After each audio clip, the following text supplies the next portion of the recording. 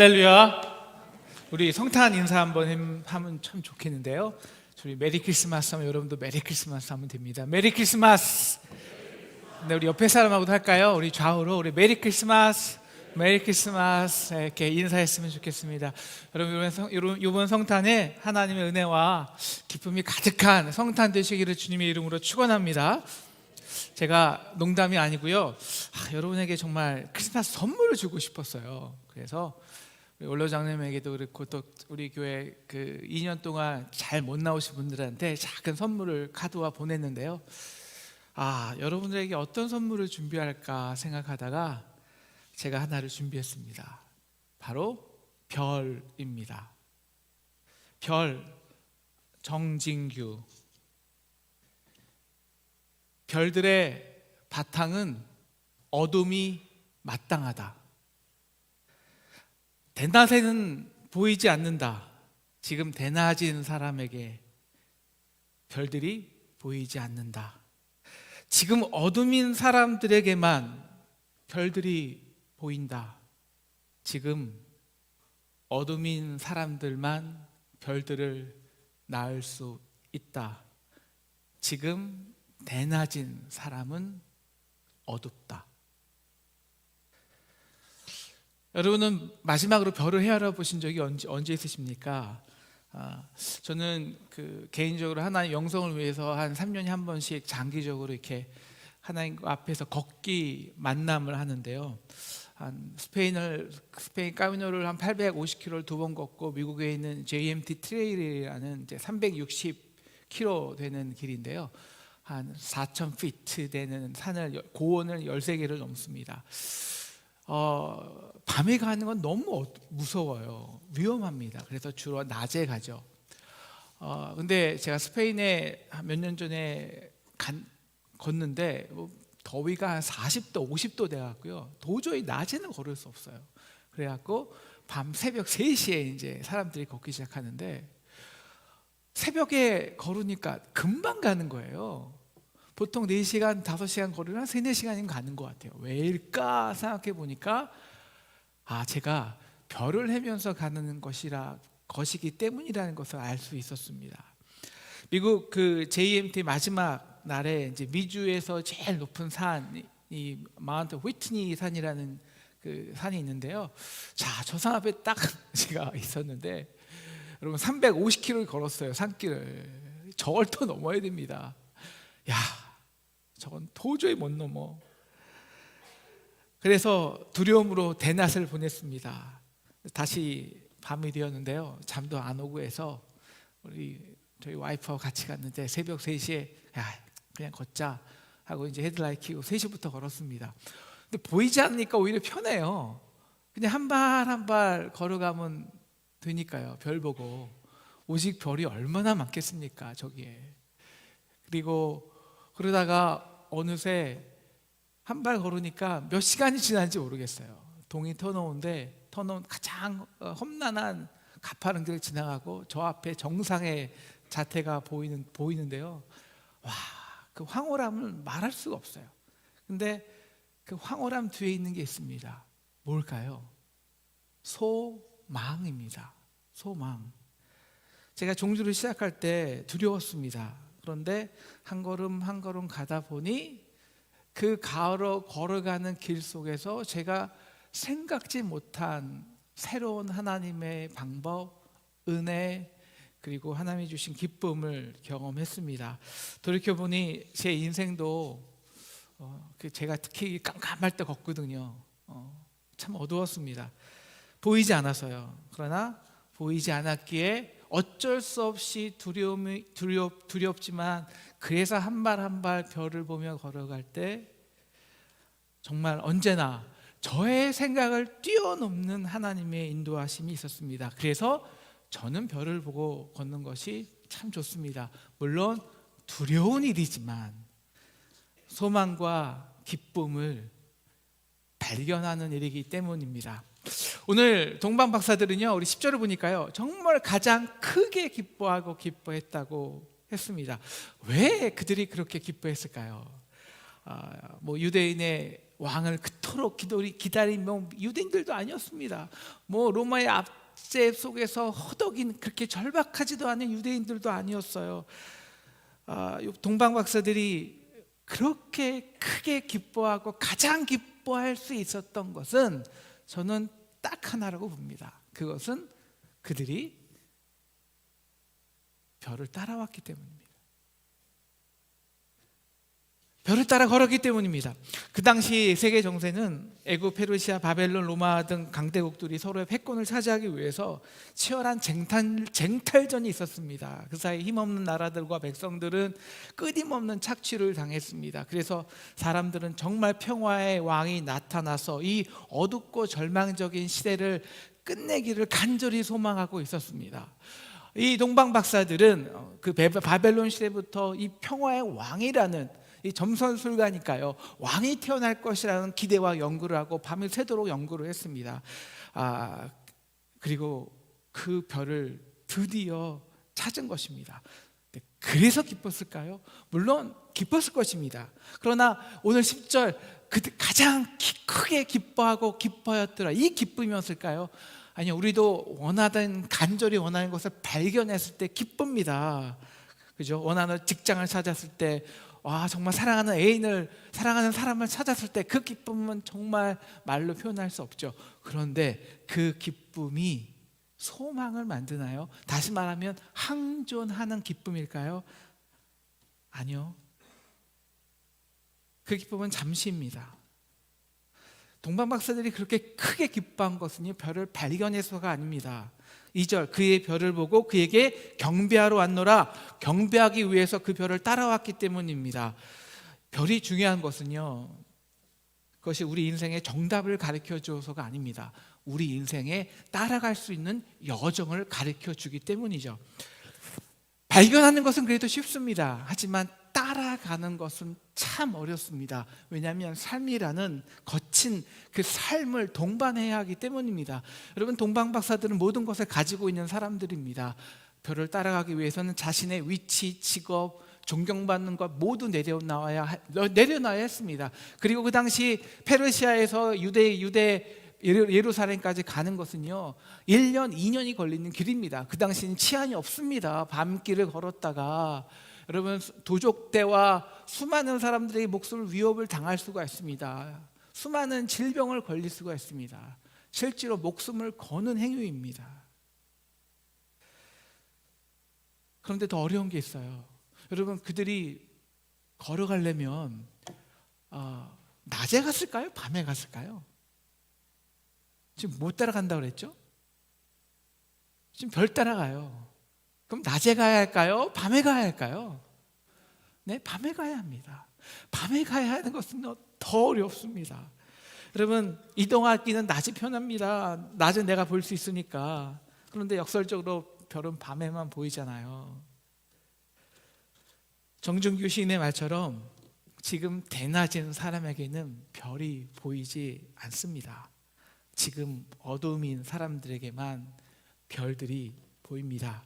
세상을 뒤덮은 그 어둠에 비하면 그 별은 정말 작은 볼품이 없습니다. 그러나 반짝거리기에 그것을 적어도 쫓아갈 수는 있죠. 그래서 희망이 생기는 것입니다. 동방 박사들이 별을 따라가는데 가도 끝없는 광야뿐입니다. 갖고 있는 음식과 물이 다 떨어져 갔어요. 사람도 보이지 않습니다. 헤매이죠. 갈등합니다.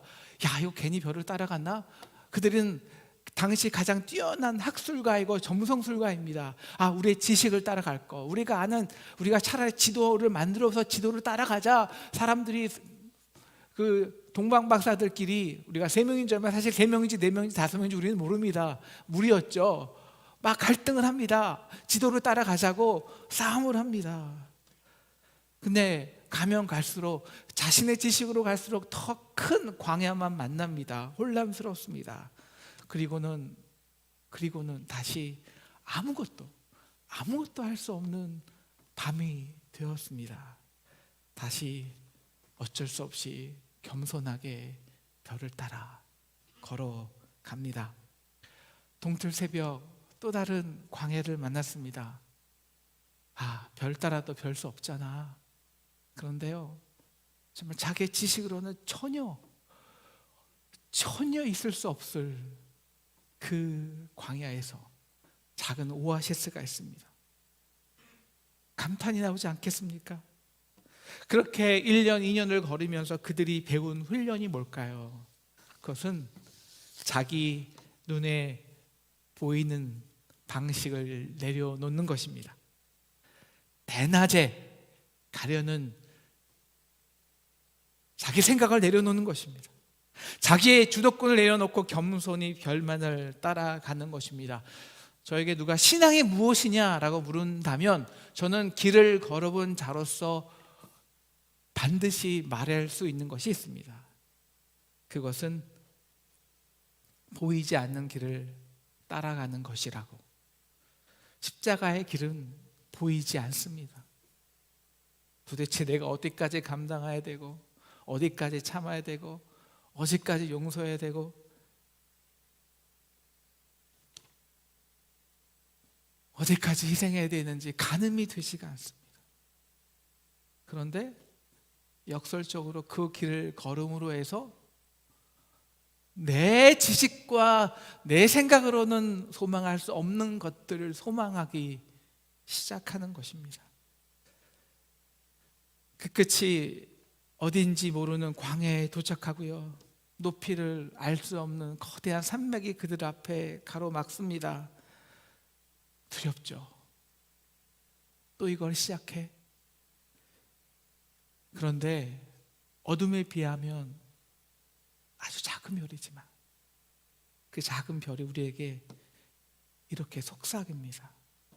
내가 별을 따라 지나온 길을 돌이켜봐.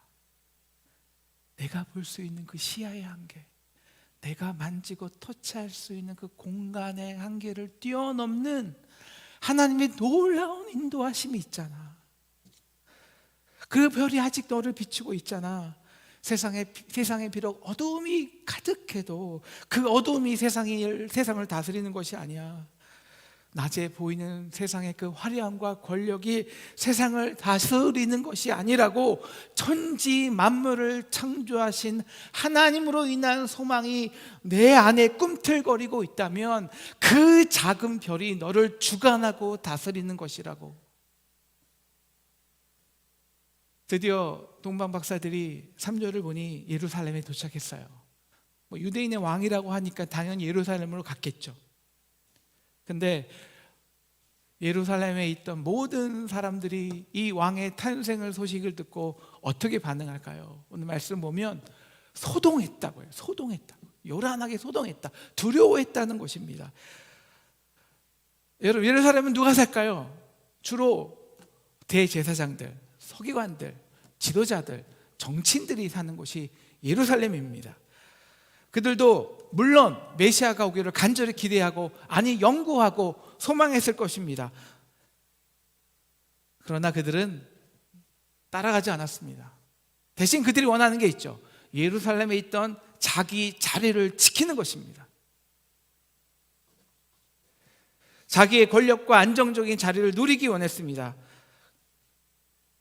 그래서 그들은 현재에 안주할 때 그들이 잃어버린 것이 있었죠. 바로 소망하는 법입니다. 그들은 깜깜이 볼 수 없는 밤하늘을 싫어합니다. 자기가 계산하고 계산한 대로 움직이는 권력의 지형도와 자신의 꿰맞춘 인간의 관계도에 의해서 자신의 생각대로 움직이는 사람들의 지형도에 집중하죠. 그 지도만 볼 수 있습니다. 그렇게 자기가 보고 싶은 대낮에만 보기 원하다가 그들이 오히려 2000년 동안 기다린 메시아의 별을 볼 수가 없었던 것입니다. 자기만의 진리만을 고집하거나 자기 소유한 것을 만족하는 사람들은 소망하는 능력을 잃어버립니다. 정말 자기가 믿고 자기가 알고 있는 그 힘의 능력, 그 안다고 하는 지식의 한계점에 도달하는 순간 그 끝이 정말 끝이기 때문입니다. 왜 오늘 말씀에서 헤롯 왕이 어떻게 인간이 두 사람 밑에 있는 모든 아기들을 죽이라고 할 수 있었을까요? 딱 하나입니다. 두려움이죠. 자기가 그 자리를 잃으면 모든 것이 끝이기 때문입니다. 그 자리 이상 어떤 것을 소망해 본 적이 없었기 때문입니다. 그 어두움이 헤롯으로 하여금 끔찍한 불안과 어둠으로 살게 한 것입니다. 소망할 수 없는 능력이 없기에 자기가 편안한 대낮에만 조금이라도 벗어나도 그는 견딜 수가 없었던 것입니다. 그래서 그는 4절에 보면 자기가 알고 있는 지식을 다 동원합니다. 대제사장 서기관들을 다 불러 모읍니다. 야, 그리스도가 어디서 나오겠느냐? 화려한 예루살렘일까요? 아니요. 6절, 유대 땅 베들레헴아 너는 유대 고을 중에서 가장 작지 아니하도다. 가장 작고 가난한 마을 베들레헴입니다. 백성의 아픔과 고통이 언제나 함께했던 곳입니다. 여러분, 대제사장들과 서기관들은 이미 메시아가 어디서 태어날 줄 알았어요. 지식은 있었어요. 심지어 동방 박사들에게 가르쳐 주었습니다. 동방 박사들은 그 별을 따라 자기들보다 학술적으로 위대한 사람도 그 별을 따라 인연을 찾아왔어요. 그걸 봤어요. 가르쳐 주었어요. 그들이 가는 걸 보고도 그들은 따라가지 않습니다. 소동만 하죠. 소동만, 불안만 합니다. 하지만 동방 박사들은 예루살렘의 화려함을 내려놓고 다시 별을 따라갑니다. 그리고 별이 비추는 마국간을 발견하죠. 그 마국간 다 쓰러져 갑니다. 냄새가 지독합니다. 어둠을 밝힐 변변한 등 하나도 없습니다. 그리고 거기에는 너무나도 가난한 부부의 연약한 아기가 누워 있습니다.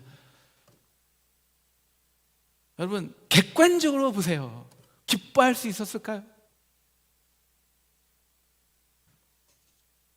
제가 미국에 있을 때 한 청년이요, 2년 동안 정말 박사학위자 연구 결과를 나타내기 위해서 자기 돈 다 들여서 연구를 했는데요, 그 시험 연구 결과가 미비한 거예요. 쓸 수가 없어요. 얼마나 낙담하는지요. 여러분, 2년이에요. 자기 인생 2년, 아니 자기 모든 인생을 바쳤어요.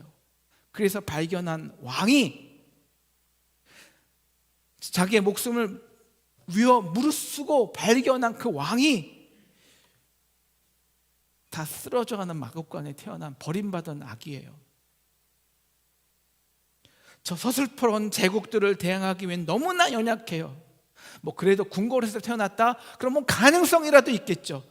지붕도 없는 마국간이에요. 우리가 아기 예수 주의 아우라 이런 거 없어요, 여러분. 광채 이런 거 없어요. 그냥 그 아기 예수는 냄새나는 말 밥통 위에 누워 있는 거예요. 겨우 강보 껍데기 하나 쌓여 있어서. 너무너무 가난해서 길거리에서 막 아기를 출산한 버림받은 부부의 당황스러운 모습과 마주하는 거예요. 여러분, 실망하지 않겠어요? 솔직히 2년을 자기가 모든 인생을 바쳤는데 어떻게 도대체 이 부부가 낳은 아이가 이 험악한, 어떻게 이 험악한 세상을 정복할 수 있다는 말인가? 그런데 어떻게 동방 박사들은 10절 매우 크게 기뻐하였더라. 그 모습을 보고 정말 가장 기뻐할 수 있었을까요? 객관적으로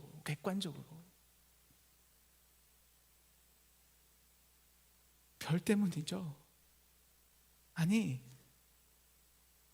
그 별을 따라오면서 희망하는 법, 소망하는 법을 배웠기 때문입니다. 그래서 어떤 위험과 환난 속에서도 기막힌 방법으로 자신을 인도한 그 별, 그래서 어떤 상황이라도 소망할 수 있음을 가르쳐 주었던 그 별이 그 아이를 비추고 있었기 때문입니다. 별을 따라오는 삶을 통해서 동방 박사들은 그 인간의 가장 처절한 연약한 버림받은 삶 속에서도 세상의 힘의 한계를 뛰어넘는 하나님의 놀라운 능력을 소망할 수 있는 법을 배웠기 때문입니다. 그리고 그 별이 비추고 있기 때문입니다. 바로 어둠 속에 있었기에 별을 낳을 수 있었던 것이죠. 우리 역사를 보면요, 우리 일제 강점기에 수많은 정말 나름 양심적인 기독 지성인들이 막판에 친일로 다 돌아섰습니다. 왜 그랬을까요? 왜? 그 이유는 하나입니다. 그들이 지성인이었기 때문입니다. 다른 이유 없어요. 그들은 시대의 정세를 정말 잘 파악했습니다. 일제의 거대한 산맥 앞에 연약한 민초들이 대항했다간 그 민족들이 씨마저 다 잘라볼 수 있다고 생각했습니다. 정확한 계산입니다. 시대를 보는 그들의 지식 속에서는 조선이 일본에게 독립할 수 있는 가능성은 단 1%도 없었습니다. 바로 그들은 자기 지식이란 대낮에 갇혀 있었습니다. 그렇기 때문에 하나님은 믿었지만 그 하나님으로 인하여 소망하는 법은 배우지 못했습니다. 그들의 가슴에 따라갈 수 있는 별이 없었기 때문입니다. 바로 그 어두운 역사 속에서 그래서 작은 윤동주 시인이 빛나는 이유입니다. 그는 가장 차가운 어둠 속에 있었기에 그 별을 헤아릴 수 있었습니다. 별, 해는 밤, 윤동주. 계절이 지나간 하늘에는 가을로 가득 차 있습니다. 나는 아무 걱정 없이 가을 속의 별들을 다 헤일 듯 합니다. 가슴 속에 하나, 둘 새겨진 별. 이제 다 못 해는 것은 쉬이 아침이 오는 까닭이요, 아직 청춘이 다하지 않은 까닭입니다. 기쁘고 즐거워야 할 성탄인데요, 사람들의 마음이 다 어두워요. 연말 장서로 우리 한 해 손해낸 것을 다 메워야 하는 소상공인들의 마음은 정말 시꺼멓게 타 들어갑니다. 솔직히 이번 주 저의 마음도 어둠이 지배했습니다. 시커먼 어둠이. 아시겠지만 우리 상동의 학원의 문제, 그 서슬퍼런 교단의 힘에 저는 연약한 아기도 안 됩니다. 상동 앞에 던져진 극심한 위험들, 그 어둠의 골짜기를 뚫고 지나가기에는 우리 상동의 모습으로 그 어떤 인간적인 계산이 답이 나오지 않습니다. 노력은 했습니다만 그럴수록 우리 상동이, 아니 저의 연약함, 부족함만이 더 적나라하게 들춰지는 것 같습니다. 사랑하는 상동 성도 여러분, 여러분의 마음도 어떻습니까? 별들의 바탕은 어둠이 마땅하다. 별들의 바탕은 어둠이 마땅하다. 그래서 진정한 우리의 구원의 별 되신 예수님은 수천 년의 역사 속에서 가장 암울하고 어두울 때 오셨어요. 가장 어둡고 초라한 버림받은 부부의 연약한 아기로 오셨습니다. 그리고 그 이후에 그 아기 예수는 2000년 동안, 아니 다시 오실 때까지 정말 인간적으로 소망이 없는, 어떤 계산이 나오지 않던 많은 사람들, 특히 우리 조선 땅에 있는 우리들의 소망과 희망 그리고 구원이 되셨습니다. 지금 대낮인 사람에게는 그 별이 보이지 않습니다. 자기 생각, 자기 계산, 자기 유익만 보는 사람들은 결코 그 별을 볼 수가 없습니다. 본다 해도 안다 해도 그 별을 따라갈 수는 없습니다. 사랑하는 상동 성도 여러분, 우리 상동이 상동인 이유가 역사적으로 하나가 있습니다. 역사적 가치 딱 하나는 이것입니다.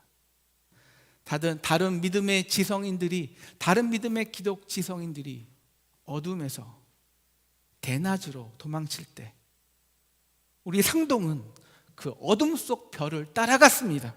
그래서 우리 민족이 가장 어려울 때 그 별을 낳았습니다. 내려놓읍시다. 내려놓읍시다.